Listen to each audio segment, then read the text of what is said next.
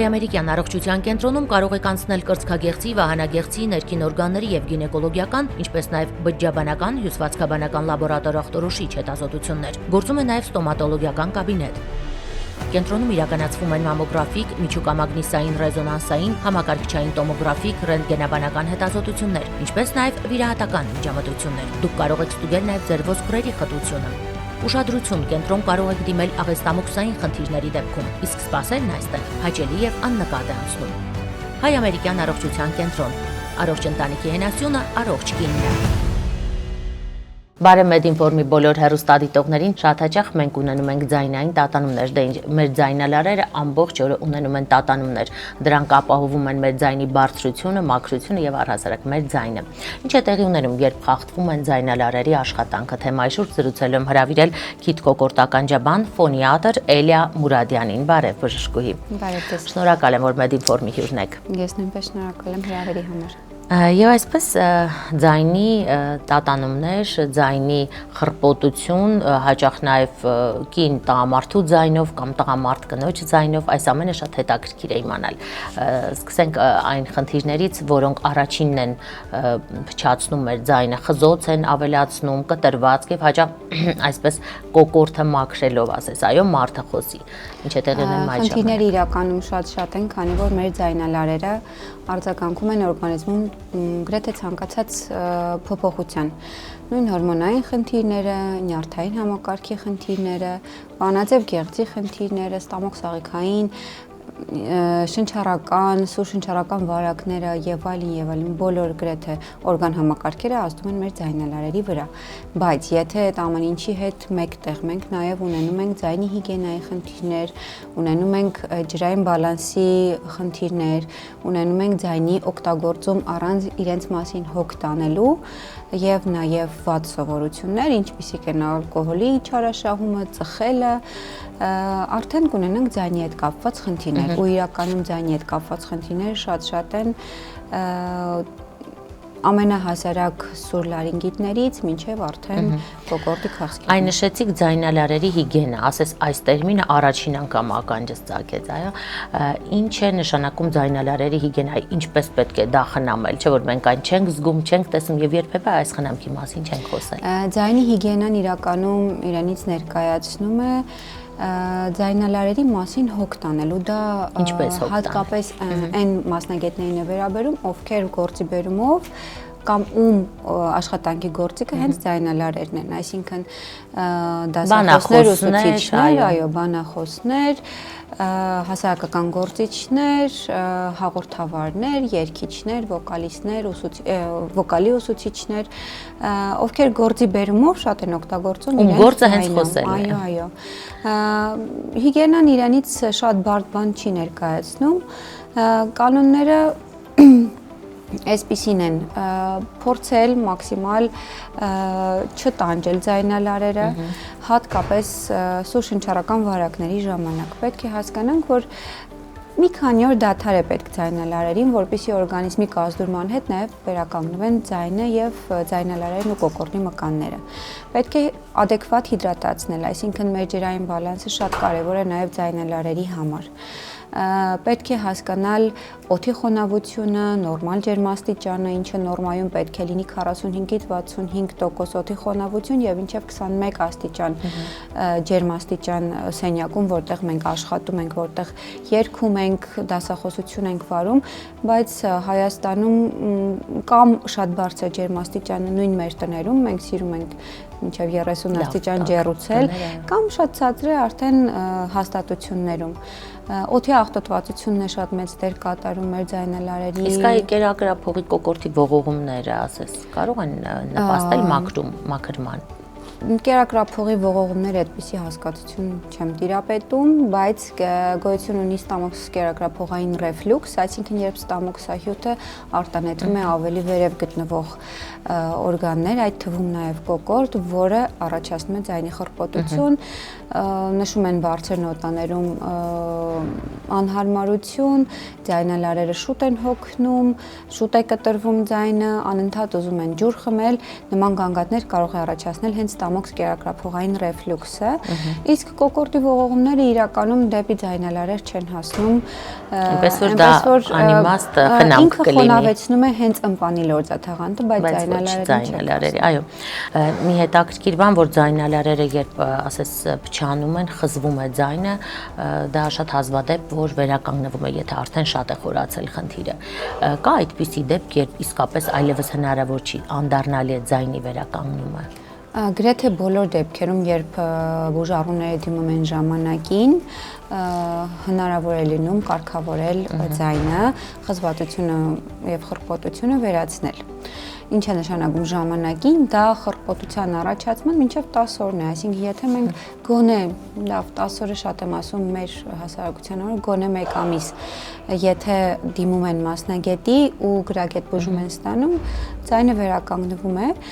ու խոսքը ոչ միայն դեղորայքային բուժման մասին է, այլ նաև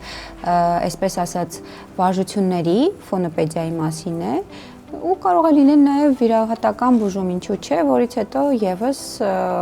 աշխատում են ֆոնիատրները, որպեսզի հետ վիրահատական վերականգնեն ձայնը։ Այսինքն հարվածի դեպքում, եթե օրինակ ձայնալարերը վնասվել են, վիրահատական մեթոդով բուժել լինում է, հետ վերադարձնել ձայնը։ Հա, հարվածի դեպքում, տեսեք, ձայնալարերը չեն կտրվում։ Այսինքն այն մեր բոլորի ասած կտրվել, խզվելը իրենք որպես այդպիսին թելիկներ չեն, իրենք մկան կապանային համակարգ է մեր ամբողջ կոկորդը ու հարվածի դեպքում կարող է հոդախախտ լինել, կարող է ճզմում լինել մկանի, կարող է անազեղում լինել, ոչ, անդառնալի չէ, եթե չունենք կենտրոնական խնդիր ու եթե ժամանակին ենք դիմել, որովհետև երբեմն ունենում ենք պարեզներ, նույն հետ վիրահատական նաև ինտուբացիաներից հետո, այո, վնասվածքներից հետո, բայց եթե դիմում ենք շատ ուշ, մեզ մոտ ընդունված է մտածել, որ ոչինչ կանցնի, հեսա կանցնի, մի քիչ թեթևացավ, դե ոչինչ, մի քիչ թեթևացավ, կանցնի ու այդ կանցնին գրեթե 6-12 ամիս տևում է, այդ դեպքում արդեն գրեթե ոչինչ անել հնարավոր չի լինում։ Էլի մենք հաճախ սիրահարվում ենք մարդուն հենց ձայնի միջոցով։ Ունենք կուռքեր, որոնց դեմքը անգամ չենք տեսել։ Միգուցե ռադիո հաղորդավար է նա, միգուցե պարզապես լսել ենք նրանց ձայնը։ Ըստ ձեզ ձայնը նույնպես ժառանգական է։ Չէ։ Յուրաքանչյուրս ունենք մեր ձայնը մատնահետքի նման է, այսինքն չի կրկնվում երբեք։ Այո, իսկ հնարավոր է ձայնը այնքան էլ հաճո չլինի, սակայն դրա վրա աշխատելով, պրոֆեսիոնալներին դիմելով, ասես հղկեն ձայնը։ Միանշանակ, ես իհարկե մտածում եմ, որ գեղեցիկ ձայնի վերուստ տրված ձայն է, նույն հրաշք երգիչներ կան, ովքեր ինչքան էլ խզվի, ինչ խնդիր էլ առաջանա, իրենք ունեն իրենց ի վերուստ տրված ձայնը ու ինչքան էլ աշխատենք,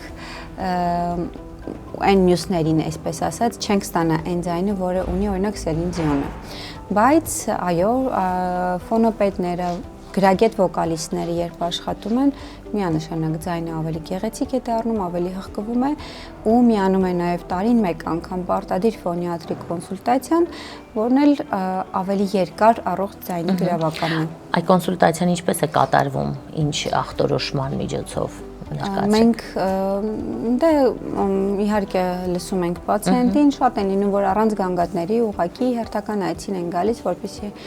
համոզվենք, որ որևէ խնդիր չունենք ու կարող են շարունակել իրենց գործունեությունը։ Պարտադիր կատարում ենք զննում, տարբեր գործիքներով, քիթ կոկորդականջը եւ անպայման կամ լարինգոֆիբրոսկոպիա կամ ստրոբոսկոպի միջոցով արդեն տեսնում ենք ձայնալարերը, իրենց տատանումները, գույնը եւ այլն արդեն։ Այդ հետաքրքիր է, ձայնը նույնպես կարող է տարիքի հետ ծերանալ, ինչպես շատ օրգաններ։ Այո, միանշանակ ձայնը տարիքի հետ փոխվում է, ծերանում է, կոկորդը մկանային համակարգ է հիմնականում, այսինքն երբ մենք 20 տարեկանում սկսում ենք մարզել մեր որովայնի առաջային պատի մկանները, այդ ժամանակ մենք ունենում ենք լրիվ ուրիշ արդյունք, երբ սկսում ենք մարզել արդեն 50-ից տարիքում մեր ձայնալարերը, շատ ավելի դժվար կլինի, բայց երբ մենք արդեն 20 տարեկանից սկսած մարզել ենք մեր որովայնի առաջային պատի մկանները, 50 տարեկանում մեր որովայնի առաջային պատը ուրիշ տեսք ունի, նույնը եւ ձայնն է, երբ ունենք երգիչներ պրոֆեսիոնալ, ովքեր հետևել են իրենց ձայնին, ձայնալարերի առողջությանը եւ ճիշտ վոկալային տեխնիկաներին, իրենք 50 տարեկանում դեռևս պահպանում են ձայնը։ Այո, հաճախ զարմանում ենք, բավականին տարիքով մեծ է, սակայն նույն ձայնով պահպանվում է։ Եվ որպես ֆոնիատր խնդրեմ մեր հեռուստադիտողին ուղղորդեք ինչպես պահպանել ձայնը, ձայնալարերը եւ անհրաժեշտության դեպքում ինչ քայլեր ձեռնարկել։ Առաջին խորհուրդը, որ կտամ, եթե ունենք ձայնի խնդիր, որը արդեն տևում է 7-ից 10 օր, անպայման դիմեք թեկուզ քիթ-կոկորտ ականջաբանի, շատ կարևոր է ստանալ ճիշտ ժամանակին բուժում, շատ կարևոր է մեր ջրային բալանսը, հիմա խորհուրդ են տալիս իհարկե խմել ջուր ըստ պահանջի, բայց ձայնի մասնագետները չեն կարող ըստ պահանջի խմել, իրենք պետք է խմեն բավարար քանակի ջուր եւ ոչ սառը։ Այո, հաճախ օդափոխեն սենյակը, բոլոր այն դասական խորհուրդները, որոնք անհրաժեշտ է մեր օդը խոնավեցնելու եւ մաքուր պահելու համար, ինչը Երևանի պայմաններում շատ դժվար է իհարկե, խնայեն իրենց ձայնալարերը, այսինքն եթե այսօր մենք շատ ենք օգտագործել, երեկոյան իրենց պետք է հանգիստ տալ գոնե։ Եվ խնայողաբար այո, ձայնը օգտագործել։ Ջերմաստիճանային տատանումները պետք է շատ չլինեն, այսինքն եթե մենք երգել ենք, հաղորդում ենք վարել երկար տաք սենյակում, պետք չի անմիջապես դուրս գալ ու վազել հաջորդ գործին, պետք է մի փոքր հանգստացնել ձայնալարերը, հետո նոր դուրս գալ։ Նման խորհուրդները շատ են։ Երևի թե մեդիտացիոն այսպես դադարները նաև սրան են վերաբերում։ Այո, շատ կարևոր է։ Վոկալիստների համար շատ կարևոր է նախավարժանքը, շատ կարևոր է ժամանակը, որով իրենք անընդմեջ երգում են։ Հաղորդավարների համար նաև խոսքը շատ կարևոր է ճիշտ շնչառությունը, ճիշտ վոկալային տեխնիկան, ամեն ինչ շատ կարևոր է։ Կարևոր է նախաճաշը, կարևոր է երեկոյան շատ ուշ չսնվելը։ Ձայնի համար այո, նույնիսկ սա է կարևոր։ Հետաքրքիր է թվում է, որ շատ կարևոր է նույնիսկ ելույթից առաջ ինչքան ժամանակ առաջ ենք սնվում, ինչ ենք սնվում, եւ սուրճ չենք խմում, այս սուրճը շատ վատ է ազդում, ես դա նկատել եմ։ Իրականում մենք վերջերս իմ շատ սիրելի Ստամոք Սաղիքաբանի հետ այդպիսի զրույց քննարկում ունեցանք ու նա խորհուրդ տվեց ոչ սուրճը ոչ մի բանի չի խանգարում, եթե չունենք խնդիր։ Այո։ Շնորհակալ եմ Էլիա, շատ հետաքրքիր ինֆորմատիվ հարցազրույցի համար։ Հարգելի հեռուստադիտող, երբեմն մենք պարզապես չենք նկատում, որ ձայնի խզվածությունը նույնպես խնդիր է։ Դա ինչը դուք արդեն հասկացաք, որ այս դեպքում պետք է դիմել պրոֆեսիոնալ նեղ մասնագետի քիթ-կոկորտ ականջաբանի։ Էլիա Մուրադյանը նրանցից մեկն է, ֆոնիատր, քիթ-կոկորտ ականջաբան, եթե ձեզ համար կարևոր է ձեր ձայնը երկար ժամանակ պահպանելը, խնդրեմ կարող եք դիմել նրան, իսկ այսօրվա համար այսքանը ցանկանում եմ, որ մշտապես լինեք ձեր առողջությանը կիզակետում պահելու դերում եւ իսկապես կարեւորեք այն ամենը, ինչ բնությունը մեզ այնքան շռայլորեն տվել է։ Կհանդիպենք։ Հայ-ամերիկյան առողջության կենտրոնում կարող եք անցնել կրծքագեղձի, վահանագեղձի, ներքին օրգանների եւ գինեկոլոգիական, ինչպես նաեւ բջջաբանական, հյուսվածքաբանական լաբորատոր ախտորոշիչ հետազոտություններ։ Գործում է նաեւ ստոմատոլոգիական կաբինետ։ Կենտրոնում իրականացվում են մամոգրաֆիկ, միջուկամագնիսային ռեզոնանսային, համակարգչային տոմոգրաֆիկ, ռենտգենաբանական հետազոտություններ, ինչպես նաև վիրահատական միջամտություններ։ Դուք կարող եք ստուգել նաև ձեր ոսկրերի խտությունը։ Ուշադրություն, կենտրոն կարող եք դիմել աղեստամոքսային խնդիրների դեպքում, իսկ սպասելն այստեղ հաճելի եւ աննկատ է անցնում։ Հայ-ամերիկյան առողջության կենտրոն։ Առողջ ընտանիքի հենասյունը, առողջ կինն է։